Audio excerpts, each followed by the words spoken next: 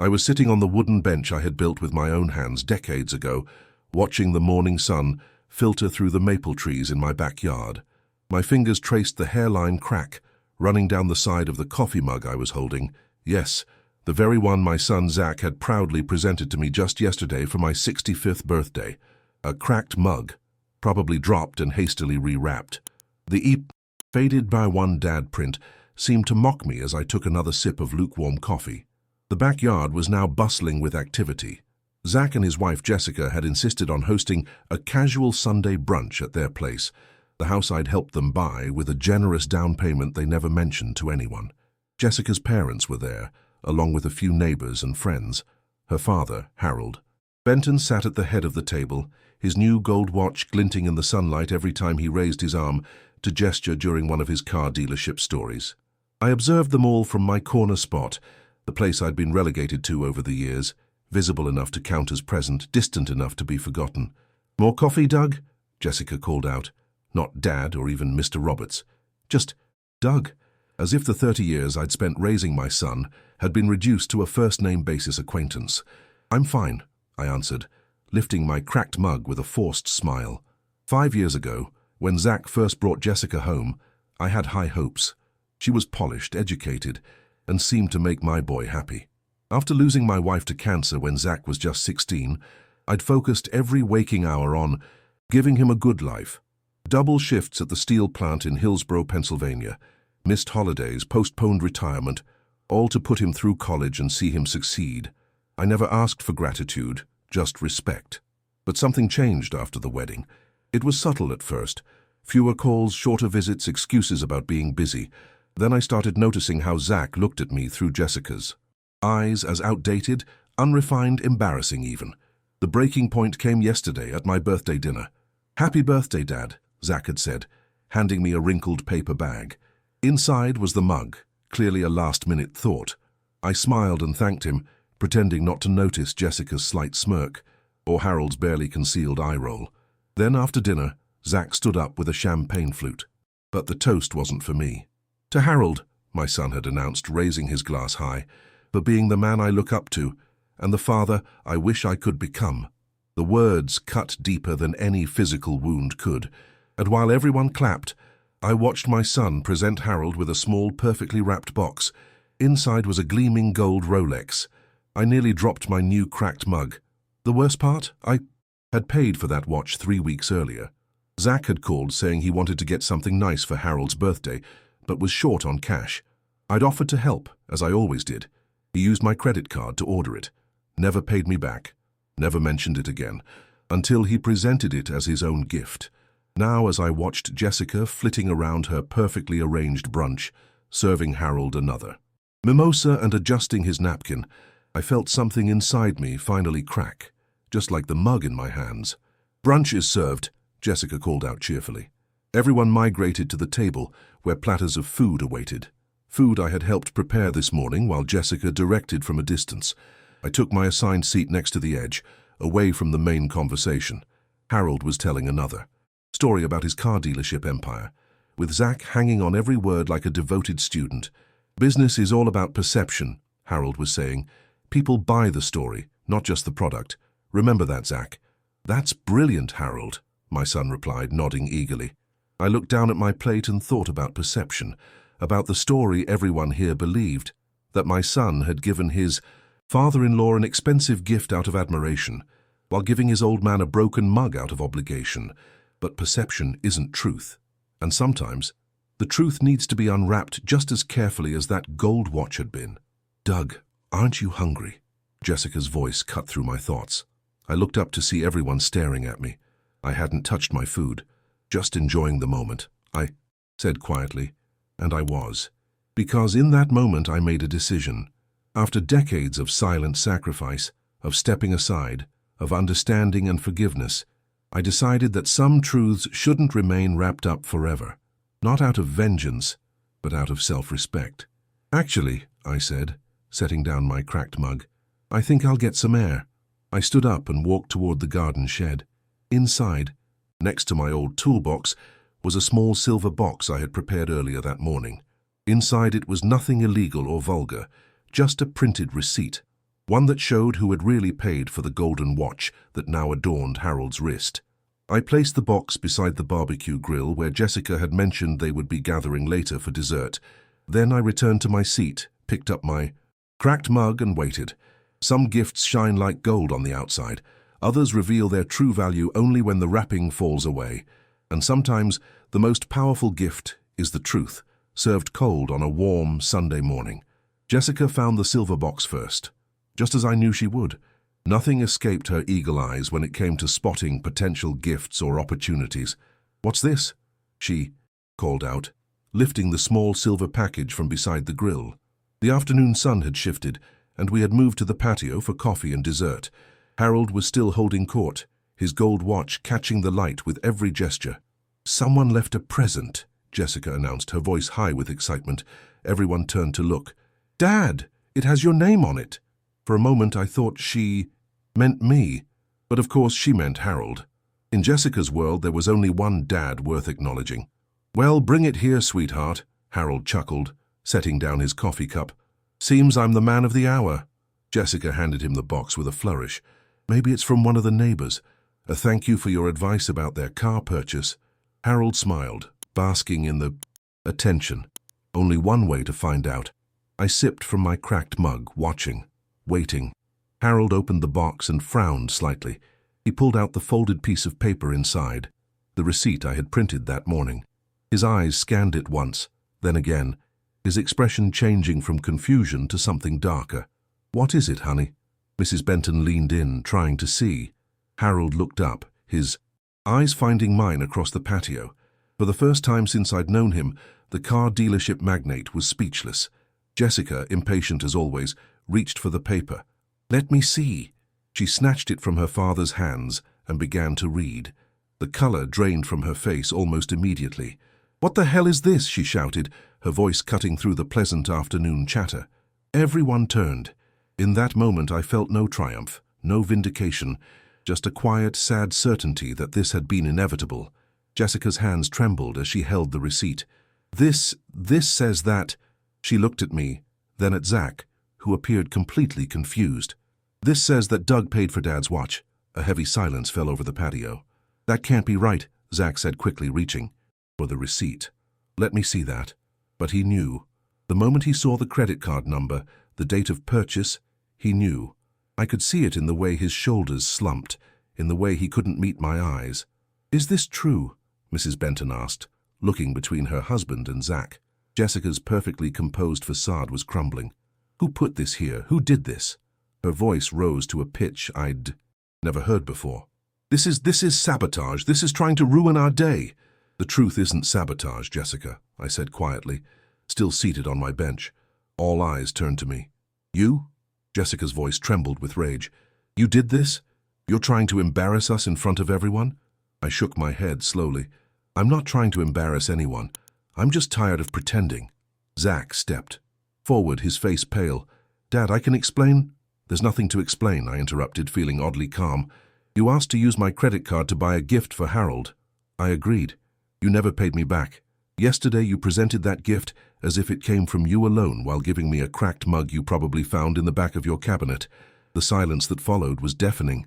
"I don't care about the money," I continued, looking directly at my son. "I've never cared about money. What hurts is what it represents." Harold cleared his throat, clearly uncomfortable. "Perhaps we should discuss this privately." "No," Jessica snapped, her composure completely gone now. "This is ridiculous. Zach works hard, we both do.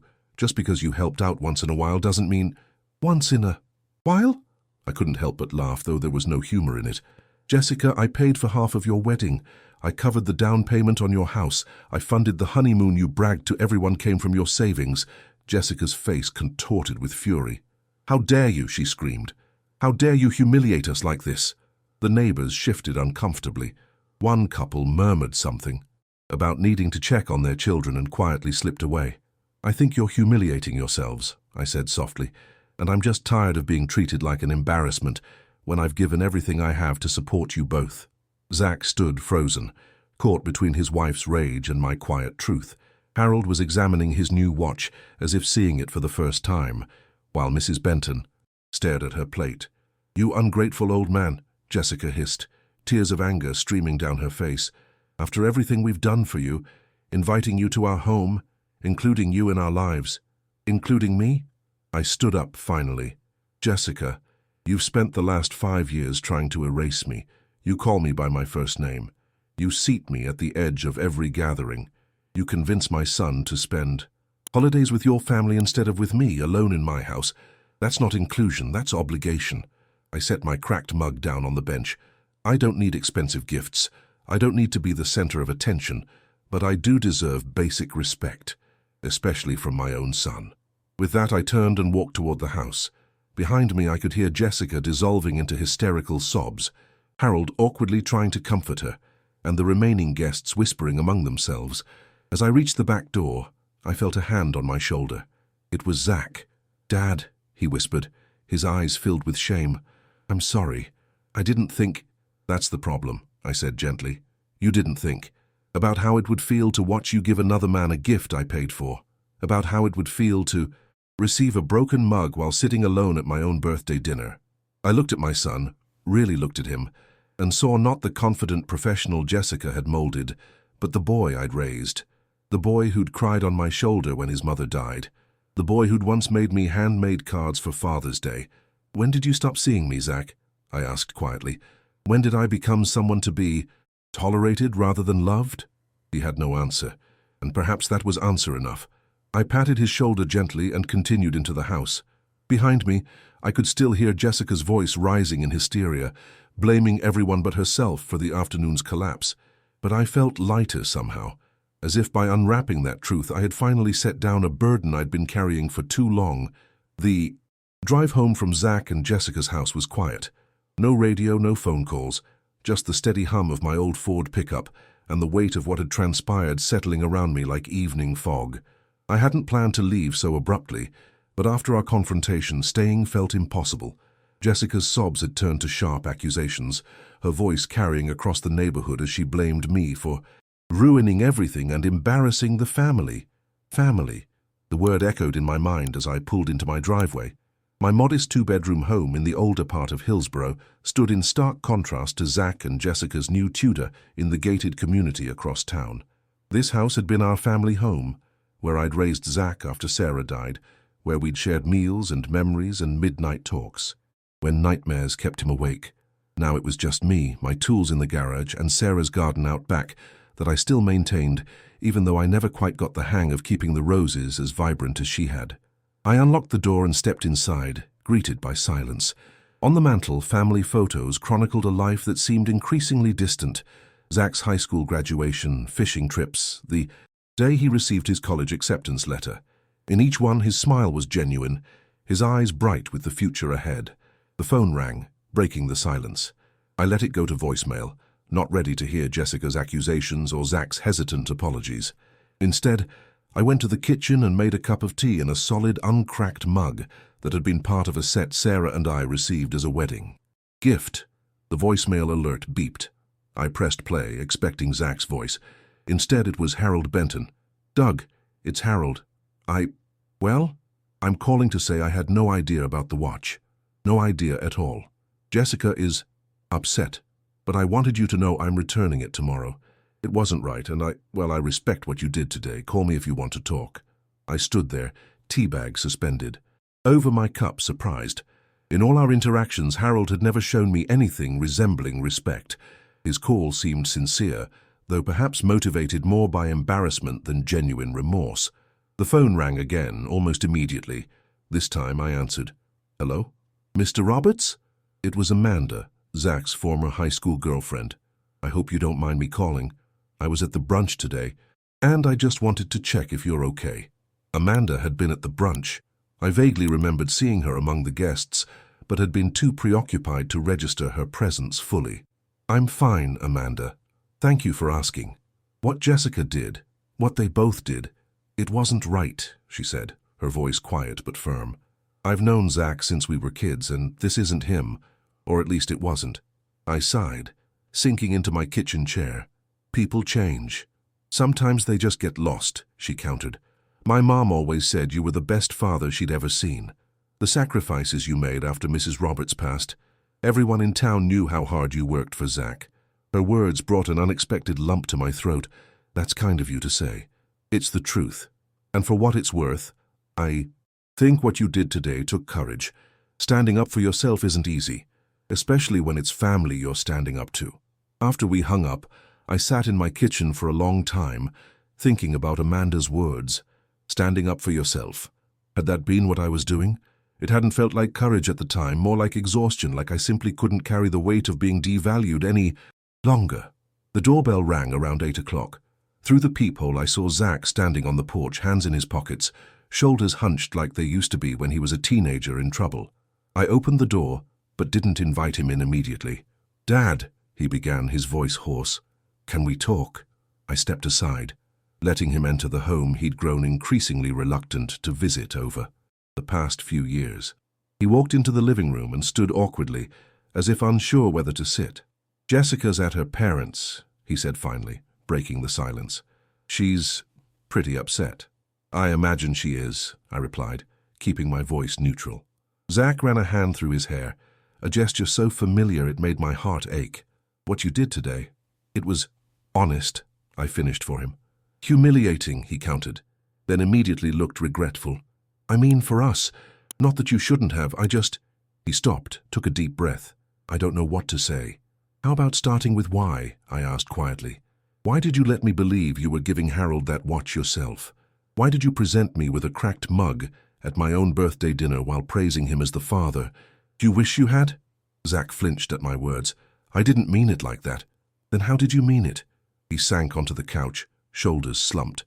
"Jessica thought, she said it would make a good impression, that Harold appreciates fine things, and he's been helping me network at the firm, and—" He broke off, hearing how hollow the excuses sounded. "I don't know, Dad. I got caught up in it all. Their lifestyle, their connections, I wanted to belong. At the cost of the person who already accepted you completely?" Zach's eyes filled with tears. "I didn't see it that way. I didn't think about how it would make you feel." "That's been the pattern, hasn't it?" I sat across from him. "You stopped thinking about me at all." He didn't deny it, which hurt more than any argument could have. "The mug," I continued, "was it even purchased for me? Or was it something you found around the house?" Zach's silence was answer enough. "I see," I said, feeling a deep weariness settle over me. "And all those times I've offered to help, the wedding, the house down payment, the car repairs, you've let Jessica's family take credit, haven't you?" "They don't know," Zach admitted, staring at his hands. "Jessica thought it would be embarrassing if her parents knew we needed help from the steelworker," I finished for him. "From the man without a college degree. From the father who isn't good enough to acknowledge publicly." "That's not fair," Zach protested weakly. "No," I agreed, "it's not fair at all." We sat in silence for a long moment. "I don't know how to fix this," he finally said. "Neither do I admitted. "But it starts with honesty and respect. I've never asked for anything else from you, Zach. Not gratitude, not repayment, not even recognition. Just respect." He nodded slowly, tears tracking down his cheeks. "I should go," he said after a while. "Jessica's waiting for me to pick her up." I walked him to the door, feeling the distance between us that had nothing to do with physical space. "Dad," he said, pausing on the porch, "I am sorry. For everything." I nodded, not quite ready to accept an apology that felt more like a bandage over a wound that required surgery. As his car pulled away, I returned to my quiet house, to the photos of better times, to the garden Sarah would have known how to tend better than I ever could. And for the first time in years, I allowed myself to cry for all I had lost. Not just my wife, but the son who used to see me clearly, before other eyes taught him to look away. A week passed. Then 2. The maple trees in my yard began their autumn transformation, edges of leaves turning gold and crimson. I went to work at the steel plant, came home, tended Sarah's garden, and tried not to count the days since I'd heard from Zach. On the 15th day after the brunch incident, I received an unexpected visitor. Harold Benton's silver Mercedes pulled into my driveway just as I was finishing my Saturday yard work. He stepped out, looking uncomfortable in casual clothes that probably cost more than my monthly mortgage payment. "Doug," he greeted me, extending his hand. "Got a minute?" I wiped my palms on my jeans and shook his hand, curious about what could bring Jessica's father to my doorstep. "Coffee?" I offered, gesturing toward the house. He nodded, following me inside. In my kitchen, Harold looked out of place. A showroom piece accidentally delivered to a modest home. I brewed coffee in silence, setting a mug not cracked in front of him. I returned the watch, he said without preamble. Wanted you to know that. I nodded. Amanda mentioned you might. Amanda? He looked surprised. Zach's ex? She called to check on me after the brunch. Harold stirred his coffee thoughtfully. Small towns. Everyone knows everyone's business. Sometimes that's not a bad thing, I replied. Keeps people honest. He acknowledged this with a slight tip of his head. Listen, Doug, I had no idea about the money, the watch, the house, all of it. Jessica led us to believe they were doing exceptionally well on their own. And you believed that because it's what you wanted to hear, I said, not unkindly. We all have blind spots when it comes to our children. Harold sighed heavily. Caroline, my wife, she's pretty upset about it all. Says we raised Jessica to be better than this. I waited, sensing there was more. The thing is, he continued, I'm not sure we did. We gave her everything, never made her work for anything. I was so busy building my business, I thought success meant making sure she never struggled like I did. He looked up at me. But you taught Zach something different, didn't you? I taught him to work hard and be honest, I said simply. Or at least, I tried to. Harold nodded slowly. Well, it seems like my influence, or Jessica's, has undermined some of that teaching. He set his mug down firmly. I want you to know I've told them both that this behavior is unacceptable. Jessica's furious with me, of course. Claims I'm taking your side. And are you? I'm on the side of decency, he replied, surprising me. What they did, what my daughter encouraged, it wasn't. Right, period. We finished our coffee in a strangely comfortable silence. As Harold was leaving, he paused at the door. They're in counseling, you know. Zach insisted. Says he needs to figure out when he started losing himself. This was news to me. I hope it helps. Me too. Harold extended his hand again. For what it's worth, Doug, I respect what you've done for your son. And I'm sorry if I ever made you feel less than you are. After he left, I stood on my porch for a long time, watching the autumn leaves dance across my lawn. Harold's visit had been unexpected, but somehow clarifying. The man I'd resented for years had shown a capacity for growth that I hadn't anticipated. Meanwhile, my own son remained distant. No calls, no visits, just silence. 3 more weeks passed. I celebrated Thanksgiving alone, declining an invitation from Amanda and her family, who had kindly reached out. I wasn't ready for company, for questions, for the pitying looks that small-town neighbors give to abandoned fathers. On the first Saturday in December, as the first snow dusted Hillsborough, my doorbell rang. I opened it to find Jessica standing on my porch, alone, her perfect appearance, somewhat diminished by dark circles under her eyes. May I come in? She asked, her voice lacking its usual confidence. I stepped aside, curious about what could have brought her here without Zach. She entered cautiously, as if my modest home might somehow contaminate her. We stood awkwardly in the living room until I offered her a seat. Zach doesn't know I'm here, she began, perched on the edge of my couch. He's been indifferent since that day, distant, questioning everything. I waited, giving her space to continue. Our counselor suggested I speak with you directly, she said, the words clearly difficult for her, to hear your perspective, without Zach as a buffer. My perspective is simple, I replied. I love my son. I want him to be happy, but I won't be erased or diminished to make that happen. Jessica flinched slightly. I never meant to— Yes, you did, I interrupted gently. From the beginning, you saw me as something to overcome, a working-class embarrassment, a reminder of Zach's less polished origins. She didn't deny it, which was something at least. What do you want from me? She asked finally. Nothing, I answered truthfully. I never wanted anything. From you except acceptance. Not just tolerance, Jessica, acceptance. She nodded slowly, tears forming in her eyes. I don't know if I can give you that. Not right away. But I'm trying to understand. It wasn't much, but it was honest. And honesty was where healing had to begin. As she left, she turned back briefly. He misses you. He's just ashamed. Tell him his father is waiting, I said. Whenever he's ready. The snow fell heavier as Jessica's car disappeared down my street.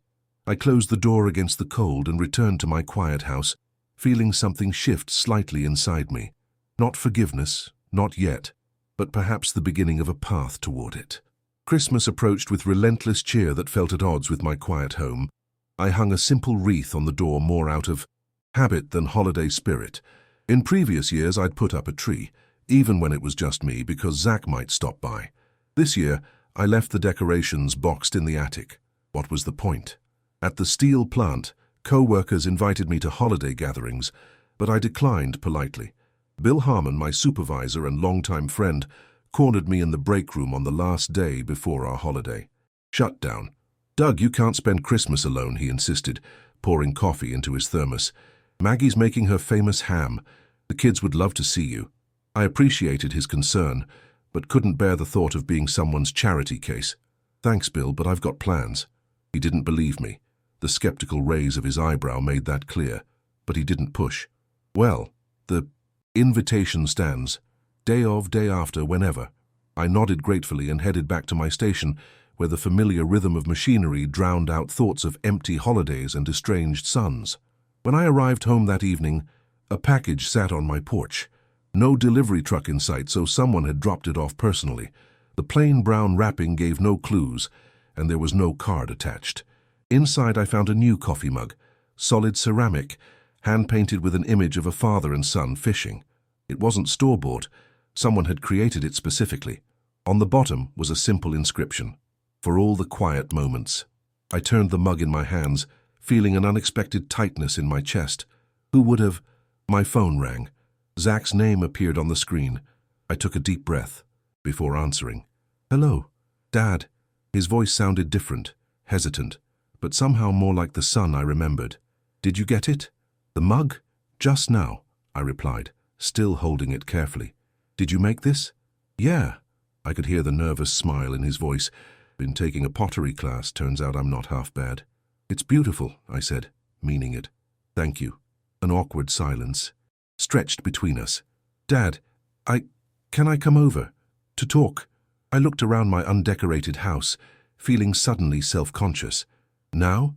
If that's okay. I'm at the end of your street. I wanted to make sure you got the gift before I showed up." 20 minutes later, we sat across from each other at my kitchen table, me with coffee in my new mug, Zach with a glass of water he hadn't touched. He looked thinner, his usual polished appearance slightly frayed around the edges. "Jessica and I are separated," he said finally, the words tumbling out as if he'd been holding them back. "Have been for almost a month now." This explained why he hadn't reached out.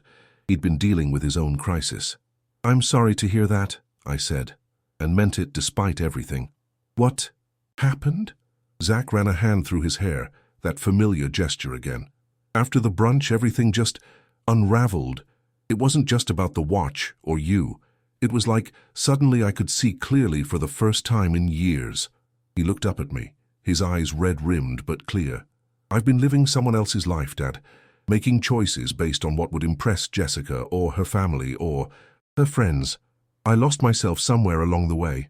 I nodded, giving him space to continue. "The counseling helped. Made me realize I'd been trying so hard to be the person Jessica wanted that I forgot who I actually am."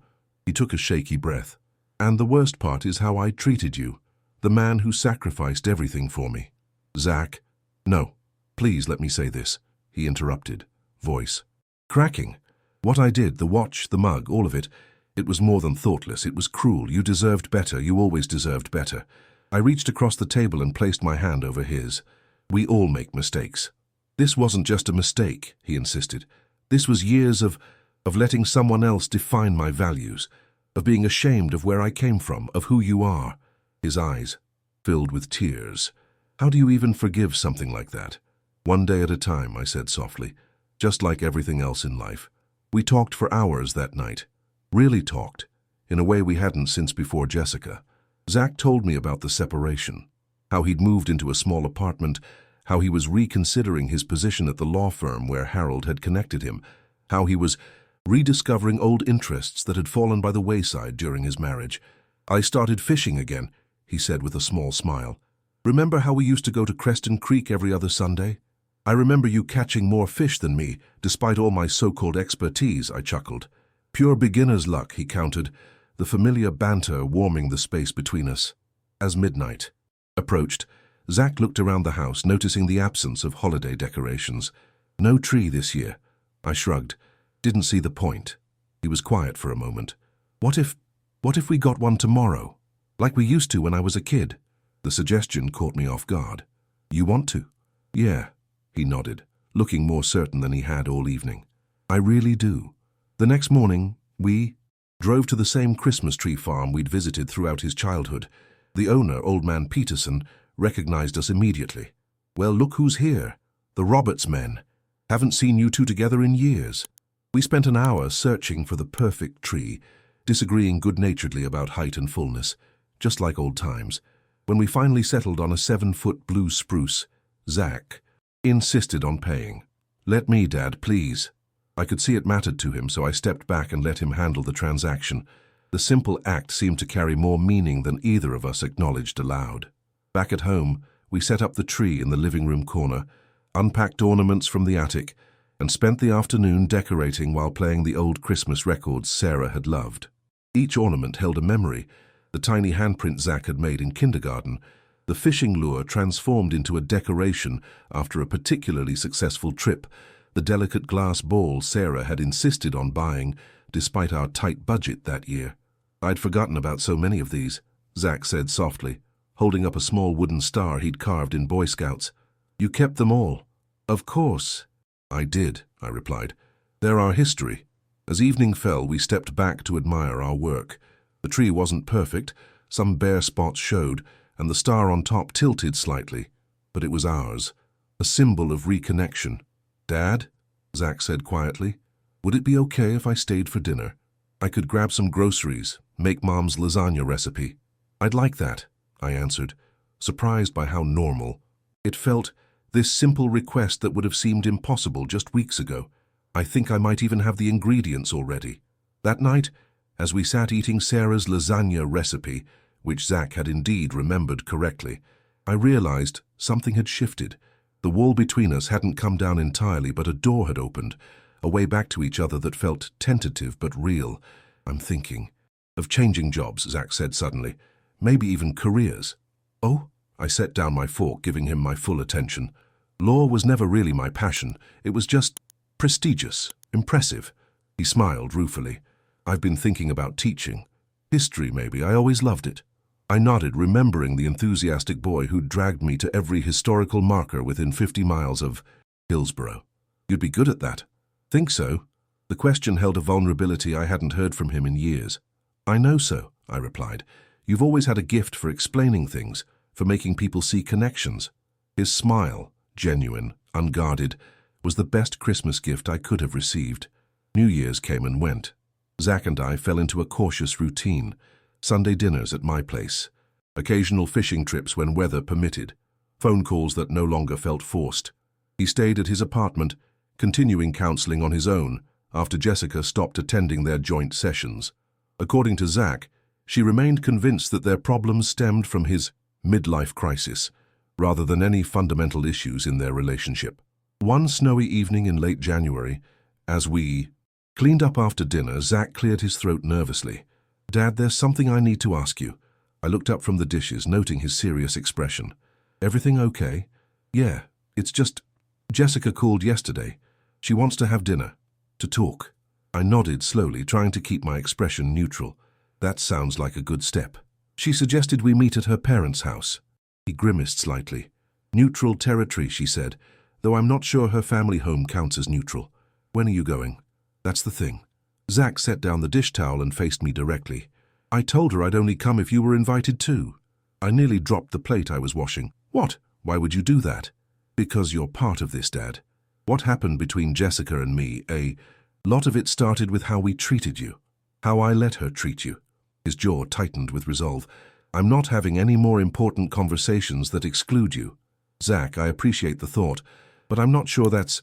She agreed, he interrupted. It's this Saturday. Harold and Caroline will be there too. I stared at him, processing this information. You really think this is a good idea? I think it's necessary, he replied firmly. Will you come? For me? How could I refuse when he put it that way? Of course I will. Saturday arrived with a fresh blanket of snow and a knot of anxiety in my stomach. I hadn't seen Jessica since her brief visit to my home, and I'd never been inside the Benton family mansion, despite the 5 years my son had been married to their daughter. Zach picked me up at 6. He'd dressed casually but neatly, a deliberate choice, I suspected, to set the tone for the evening. "Ready?" he asked as I climbed into his car.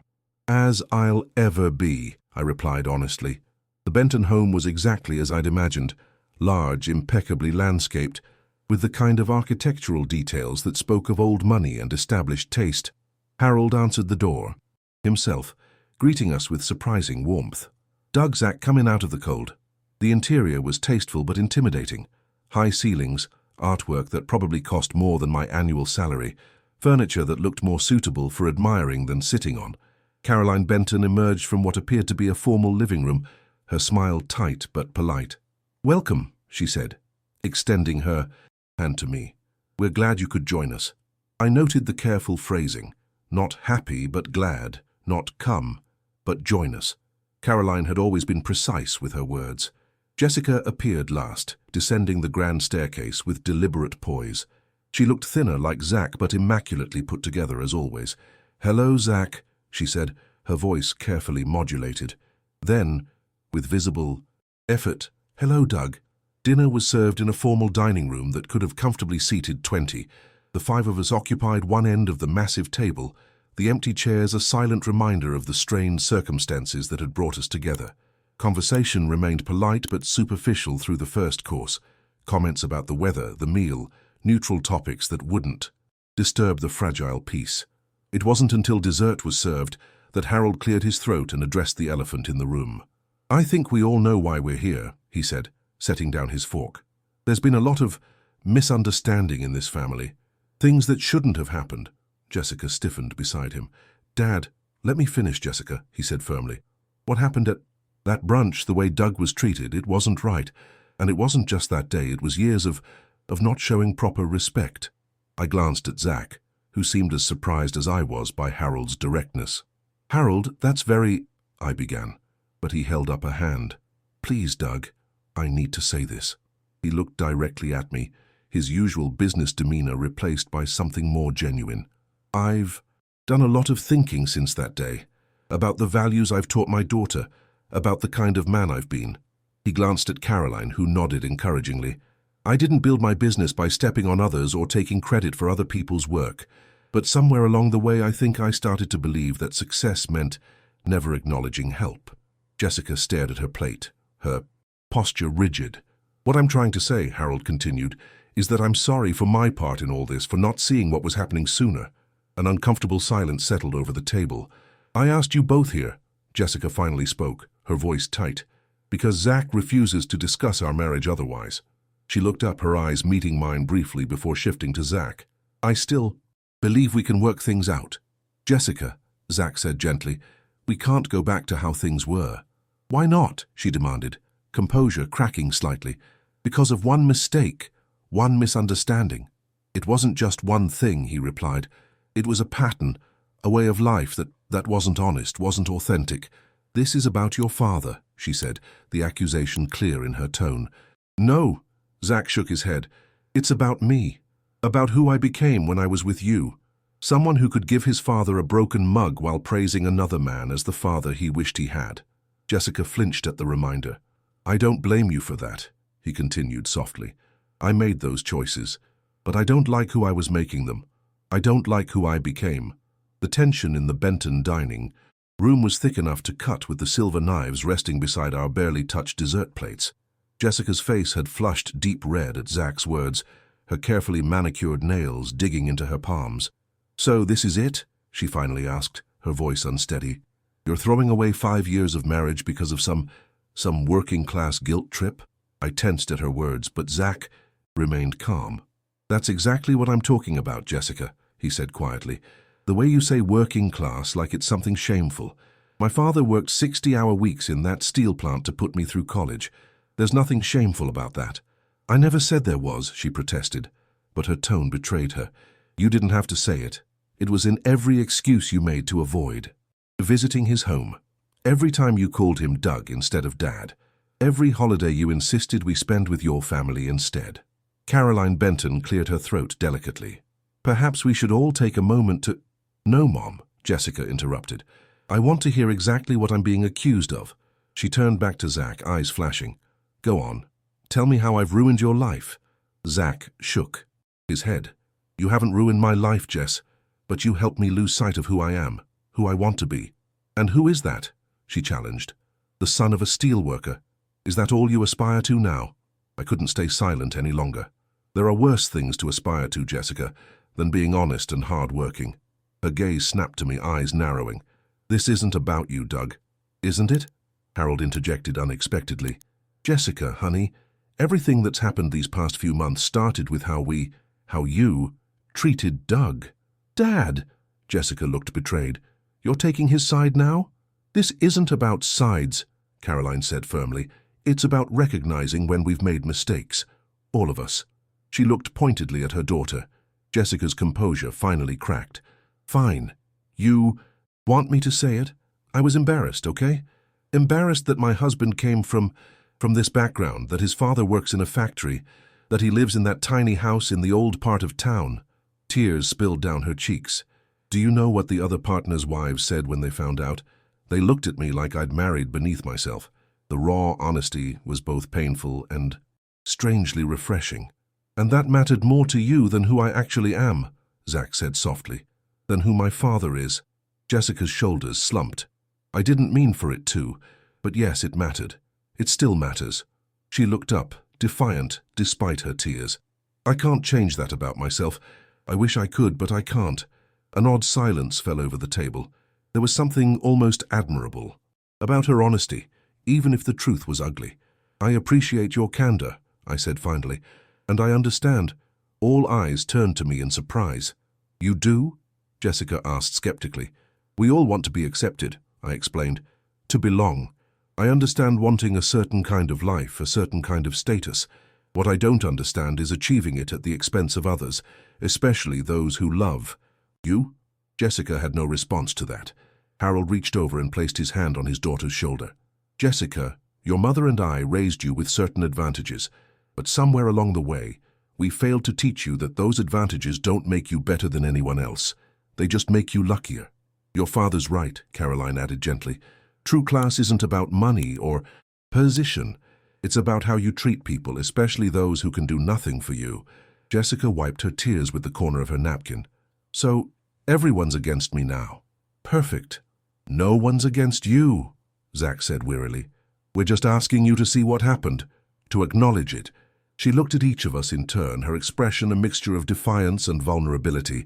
Then, unexpectedly, her gaze settled on me. I don't know how to do this, she admitted quietly. I don't know how to be different than I am. You start by trying, I suggested, by recognizing when you're making judgments based on things that don't really matter. And if I can't? She challenged.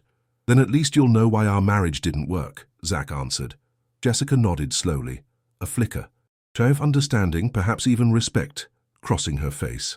I need some air, she said, standing abruptly. Excuse me.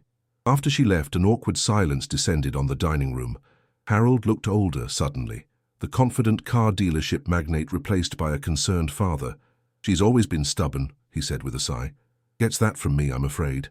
She's also smart and capable, I offered. And she was honest tonight, even when it wasn't flattering. That counts for something. Harold nodded gratefully. Thank you for that, Doug.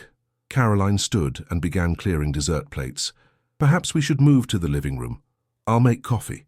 As we shifted to the more comfortable setting of the Bentons' living room, I found myself seated next to Harold while Zach helped. Caroline in the kitchen. You know, Harold said quietly, I used to think success was about what you acquired. The house, the cars, the status. He gestured around his impressive home. Took me until my 60s to realize how empty all that is without genuine connections. It's never too late to learn, I replied. He nodded thoughtfully. Jessica might not get there for a while, or ever. Some people don't. That's her journey to make. And Zach's decision whether to take it with her, he added, watching the doorway where Jessica had disappeared. When everyone had reassembled with coffee, Jessica included, the conversation shifted to more neutral territory. The rawness of our earlier exchange had cleared the air somewhat, allowing for a different kind of interaction. Not warm exactly, but honest. As the evening wound down, Jessica approached me while Zach was engaged in conversation with her parents. "I meant what I said earlier," she told me, her voice low.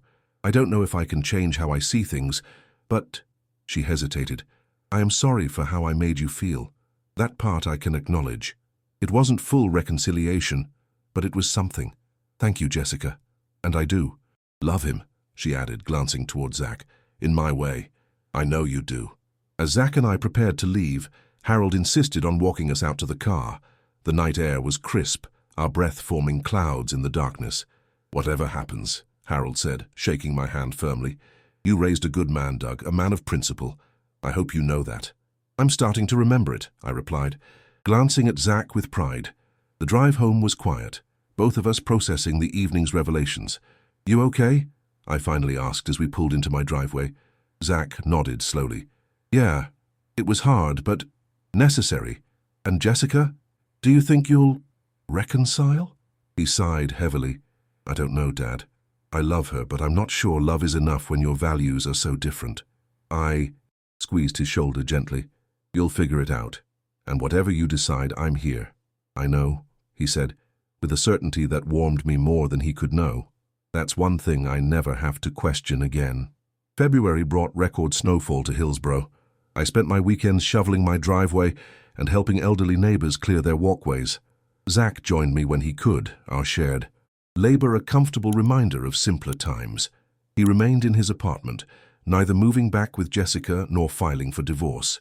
Limbo, he called it, a necessary pause to figure out what came next.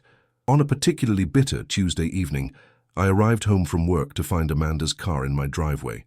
She was huddled on my porch, bundled in a heavy coat. "Amanda? Is everything okay?" I called, hurrying through the snow. She stood, stamping her feet against the cold. "Sorry to show up unannounced. I tried calling, but it went straight to voicemail." I checked my phone. Dead battery. "Come inside, it's freezing out here." Once in the warmth of my kitchen, Amanda unwound her scarf and accepted the coffee I offered. Her expression was troubled. "What's going on?" I asked. "It's about Zach," she began hesitantly. "And Jessica. I thought you should know. They were at Marino's last night, having dinner." I waited for more, confused by her concern. "Okay?" "They seemed close, holding hands across the table. She sighed. "After everything you told me about the dinner at her parents', I was surprised." I processed this information, trying to ignore the small knot of anxiety it produced. "Zach's a grown man, Amanda. He needs to make his own decisions about his marriage." "I know that," she said quickly, "and I wouldn't normally interfere, but then I overheard something." She looked down at her coffee. "Jessica was talking about house hunting in Philadelphia." Philadelphia, nearly 3 hours away, far from Hillsborough, from the steel plant, from me. "I see," I said, carefully, trying to keep my expression neutral. Amanda reached across the table and squeezed my hand. "Maybe it's nothing. Maybe I misunderstood, but I thought you should know." After she left, I sat in my kitchen for a long time, staring at the handmade mug Zach had given me. Philadelphia. It made sense in a way. A fresh start for them both, away from the complications of our small town, away from the embarrassment I represented to Jessica. I didn't call Zach. Whatever he was considering, whatever decisions he was making, they were his to make. I had spent too many years working to give him choices. I couldn't start limiting them now, just because they might hurt me. 2 days later, Zach showed up at my door unannounced, a folder tucked under his arm and an unreadable expression on his face. "Got time for a talk?" he asked. I nodded, leading him to the living room where the Christmas tree had stood months earlier. We sat across from each other, an echo of so many conversations we'd had in this same space. "I had dinner with Jessica the other night," he began without preamble. "At Marino's," I confirmed. "Amanda mentioned she saw you." He looked surprised, then rueful. "Small towns." "Indeed." He placed the folder on the coffee table between us. "Jessica wants to try again. She says she's been doing some thinking, some work on herself." I kept my face carefully neutral. "And what do you want?" "That's the question, isn't it?" He leaned forward, elbows on his knees. "She has a proposition, a fresh start in Philadelphia. Her dad has connections at a law firm there. Better opportunities for both of us." The knot in my stomach tightened. "Sounds like you've given it some thought." "I have." He tapped the folder. I've researched the firm, the city, housing options. Each word felt like another mile of distance opening between us. I nodded, not trusting myself to speak. Jessica thinks it would be good for us to get away from the history here, from the judgments and expectations. From me, I translated quietly. Zach's head snapped up. That's not... It's okay, I interrupted gently. I understand. Really, I do. Do you? He challenged, eyes searching mine. I took a deep breath. Zach, all I've ever wanted is for you to be happy, to make choices that are true to who you are. If Philadelphia with Jessica is what you want, then that's what I want for you. He was quiet for a long moment, studying me with an intensity that reminded me of when he was a child, trying to determine if I was being straight with him. What if that's not what I want? He finally asked. I blinked, confused. The job? Philadelphia? Any of it. He opened the folder and pushed it toward me. Inside wasn't information about Philadelphia or the law firm, but brochures for Hillsborough Community College's education program. I don't understand, I admitted, looking up at him. I told Jessica I wasn't going to Philadelphia, he explained, that I was staying in Hillsborough, changing careers. He gestured to the brochures. I've applied to the education program to become a history teacher like we talked about. Relief flooded through me, followed immediately by concern. And Jessica? She's going to Philadelphia. Without me. His voice was steady, resolved. We filed the divorce papers yesterday. I sat back, processing this development. Are you sure this is what you want? More sure than I've been about anything in years, he said firmly. Dad, these past few months, reconnecting with you, remembering who I was before, it's been clarifying. I don't want to live someone else's idea of a successful life anymore. I want my own. Pride swelled in my chest, though I tried not to let it show too obviously. Teaching history in Hillsborough isn't exactly the high-powered career path you were on. No, he agreed with a smile. It's better, it's authentic, it's me. We talked for hours that evening, making plans, reminiscing, looking forward. For the first time in years, Zach seemed fully present, engaged, alive with possibility rather than weighed down by expectations. As he was leaving, he paused at the door. Oh, I almost forgot. I have something for you. He reached into his coat pocket and pulled out a small box. Open it later. After he left, I sat on my porch despite the cold, turning the small box over in my hands. When I finally opened it, I found a key and a handwritten note.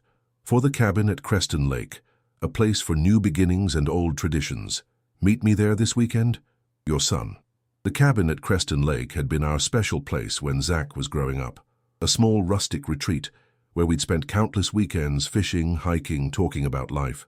I hadn't been there in years, had I almost forgotten about it. Beneath the key was a photograph, recent by the look of it, of the cabin, freshly painted and restored. I held the key tightly in my palm, feeling something settle inside me. Not an ending, but a continuation, a circle completing itself. My son had found his way back, not just to me, but to himself, and in doing so, he had given me back something I thought I'd lost. Forever, the certainty that the values I'd lived by, the example I'd set, had taken root after all. Some lessons take longer to learn than others. Some gifts take years to be fully appreciated. But in the end, truth finds its way to the surface, like a river returning to its natural course after being temporarily diverted. The gold watch had gleamed brightly, but briefly. The cracked mug had revealed a deeper fracture. But this key, this simple key, promised something far more valuable. A future built on honesty, respect, and love that didn't need to be earned or proven, just freely given, as it always should have been. Spring came to Hillsborough with gentle persistence, melting snow and revealing patches of green beneath. The cabin at Creston Lake had become our weekend sanctuary. Zach and I took turns driving up Friday evenings, spending Saturday fixing what time had worn down, and Sunday mornings fishing off the small dock. It was during one of these peaceful Sunday mornings in April, lines cast into the still water, that Zach broached a subject we'd mostly avoided. Jessica called yesterday, he said, eyes fixed on the ripples where his line disappeared beneath the surface. The divorce is final. I nodded, giving him space to continue if he wanted to. She's doing well in Philadelphia.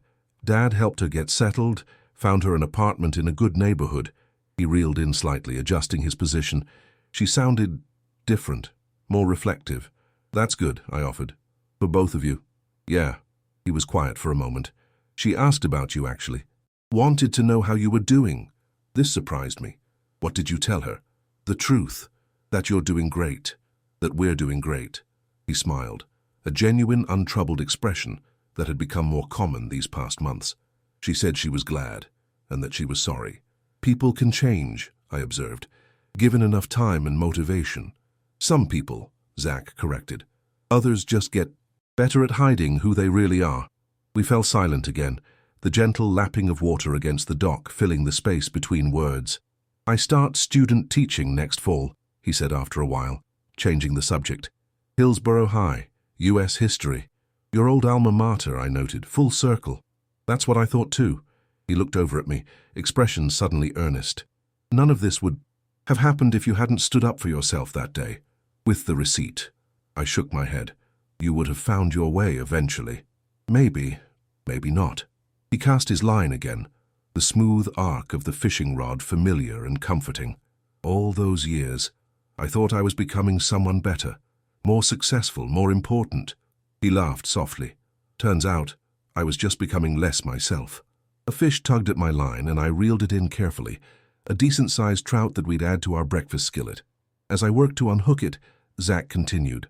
I've been thinking about Mom a lot lately, he said quietly, about what she'd think of all this. The mention of Sarah caught me off guard. We spoke of her often in general terms, but rarely in relation to specific situations like this one. She'd be proud of you, I said, setting the fish in our cooler, for finding your way back to what matters. She always could see through pretense. Zach smiled, remembering. Remember how she used to call out the neighbors when they put on airs? Real gold doesn't need to shine so bright, she'd say. I laughed, the memory vivid and warming.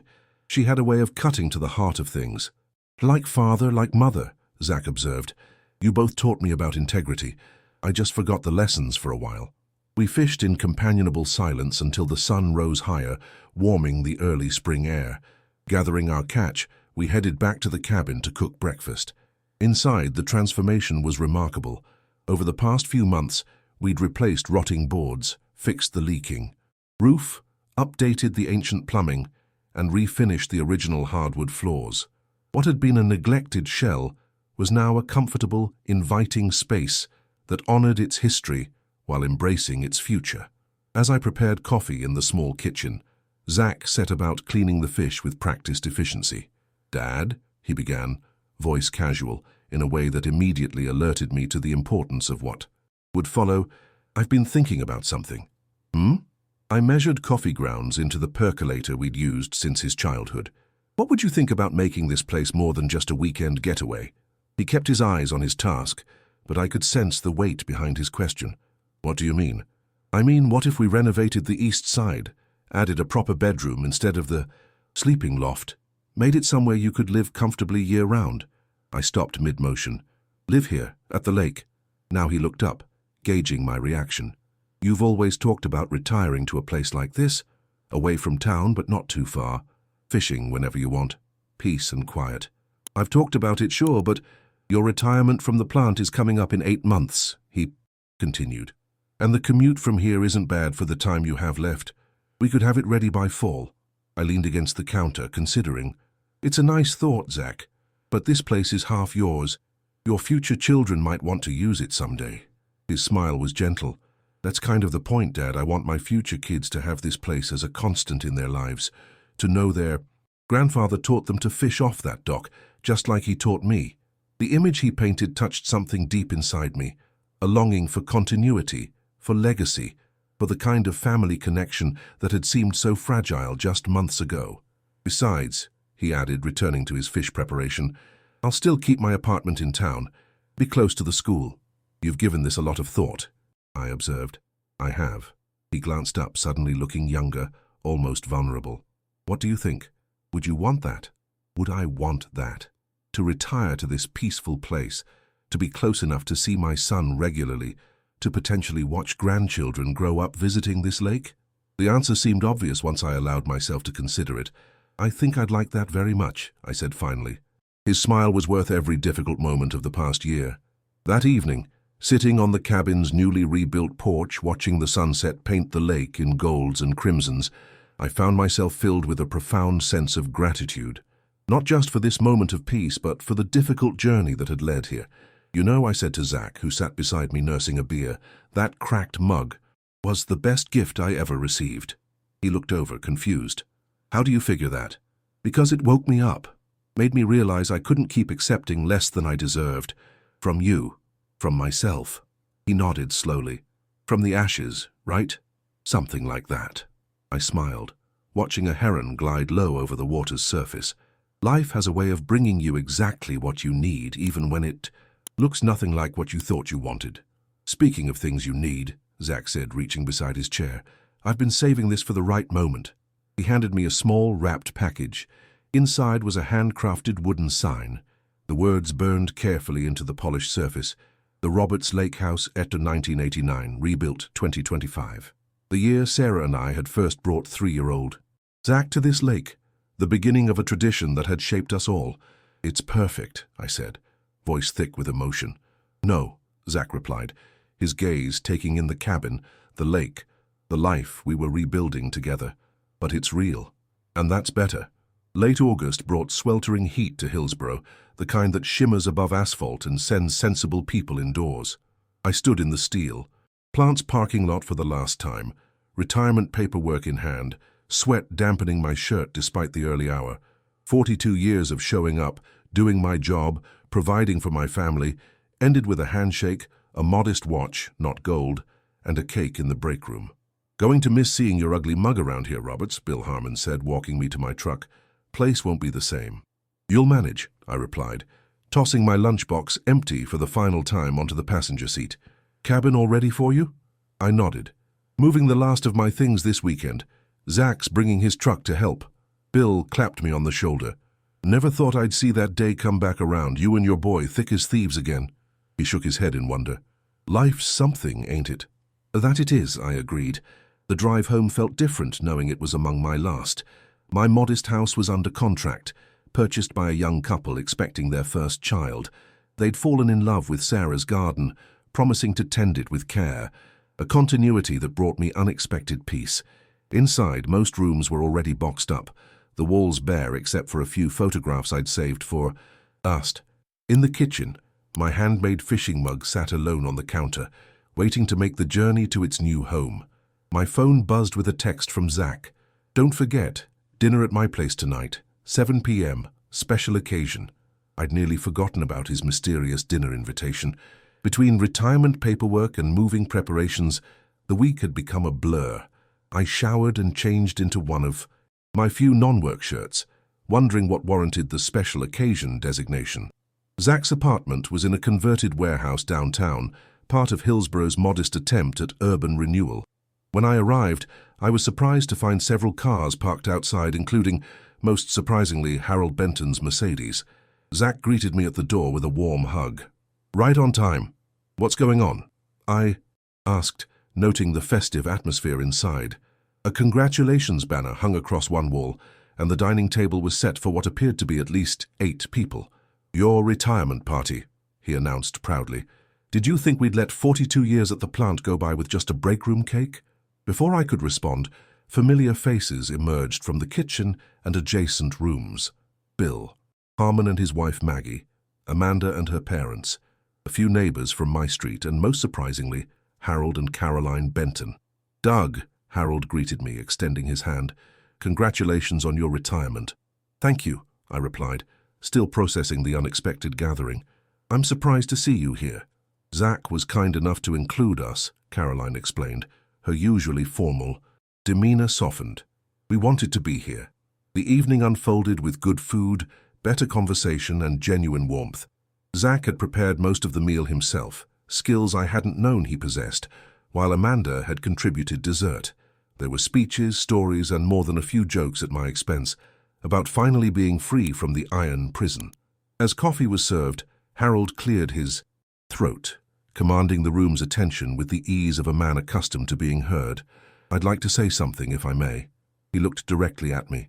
"Doug, when we first met years ago, I made judgments based on superficial things, your job, your home, your circumstances. I was wrong. He glanced at Caroline, who nodded encouragingly. What matters in a man isn't his profession or his possessions, but his character, his integrity, the legacy he builds through his actions. The room had gone quiet, everyone slightly surprised by this unexpected speech. The proof of that legacy, Harold continued, gesturing towards Zach, is in the son you raised, a man of principle who, I'm proud to say, has become one of the most respected new teachers in our community's school system. Zach looked down, embarrassed but pleased by the praise. So, Harold raised his coffee cup, to Doug Roberts, a man who built something far more valuable than any fortune or empire, a foundation of honesty, hard work, and true integrity. To Doug, the others echoed, raising their cups. I nodded my thanks, uncomfortable with the attention, but touched by the sentiment, especially coming from Harold, who had once seemed the embodiment of everything I wasn't. Later, as guests began to depart, Amanda approached me with a small gift bag. Just a little something for the new lake house, she explained with a warm smile. Inside was a framed photograph I'd never seen before. A candid shot of Zach and me at the lake earlier that summer, heads bent together as we repaired fishing rods on the dock, the bird. Genuine happiness on both our faces made my throat tighten. Thank you, I managed. It's perfect. After everyone had gone except Zach, we sat on his balcony overlooking Hillsborough's modest skyline. The summer night was cooling finally, a gentle breeze stirring the air. That was quite a surprise, I said. Thank you. You deserved it, he replied simply. All those years celebrating everyone. Elsie's milestones. It was time someone celebrated yours. I studied my son's profile in the fading light, so like his mother's in certain angles, but wholly his own man now. The uncertain, approval-seeking shadow of Jessica's influence had disappeared entirely, replaced by a quiet confidence that reminded me of the boy he'd been before life complicated things. I saw Jessica's parents tonight in a whole new light, I admitted. Harold's speech, I never would have expected that. Zach nodded. People can surprise you. When Jessica left, I think it forced them to examine some things about themselves, about the values they'd prioritized. Have you heard from her? Occasionally. She's dating someone new, seems happy. He shrugged lightly. I wish her well, honestly. We wanted different. Things built on different foundations. We sat in comfortable silence for a while, the town lights twinkling below. Dad, Zach said finally, there's something I haven't told you yet, about the teaching position. I turned, curious. What's that? I've been asked to develop a special curriculum for the high school, an oral history project focusing on Hillsborough's industrial past. His eyes met. Mine, bright with purpose. The steel plant, the railroad, the people who built this town with their hands. Understanding dawned. That sounds important. It is. And I was hoping... He hesitated briefly. I was hoping you might be my first interview subject. Share your 42 years of experience. Help me preserve that history for the next generation. The request touched me deeply.